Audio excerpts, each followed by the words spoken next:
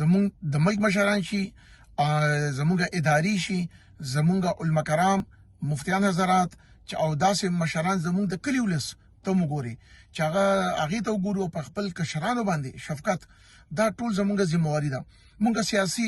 الجن کې داسې پرېو نه ځو حالاتو کې چې کوم مونږ په خپل کلي ولس کې د یو بل غم خادی نه لري کي، نو مونږ به داسې بالکل د دې سونو به ګریز کوو، پرهیز کوو. ولې چې کوم اټل فیصله چې کومه شوې ده، ګوره الله تعالی د نبی صلی الله علیه وسلم په طریقې باندې چې کوم کار یې هغه کېږي، نو هغې کې به بغیر سوچه فایده وي. که په حاضر وخت کې هغې کې فایده ښکاره نه شي، نو را روان وخت کې به د هغې فایده وي انشاءالله مونږ ټولو ته. نو دا زمونږ ستاسو ټولو ذمهداري ده د خپل ملک پاکستان دپاره، د خپل ادارو ډیولپمنټ دپاره، د خپل کلي ولس، د صوبې، د ضلعې، د کلي دپاره چې مونږ هغه کار وکولې چې په تېر شوي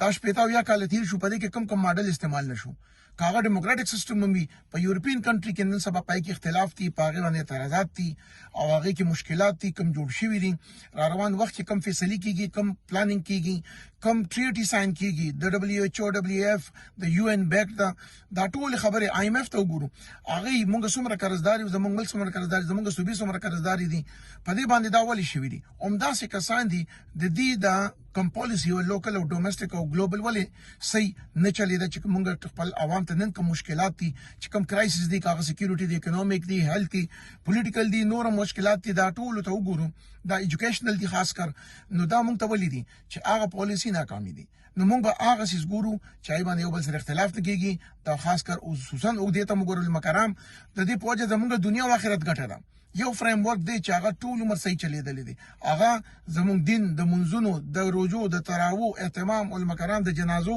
د نکاح، د ټولو حالاتو ته وګورئ، نو دا فریم ورک اوسه پورې خو چلېدو، دا نور ولې نه چلېږي. دې ته سوچ وکړو، دې ته مونږ توجه ورکړو چې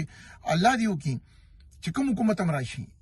هغه زمونږ د ملک، د پاکستان د عوام، د هر چا د خیرخواهۍ دپاره وي. نو چې داسې ورته مونږ سوچ کوو، نو انشاءالله الله په هغې کې خیر اچوي، او چې کوم ښه کارونه مخکې شوي دي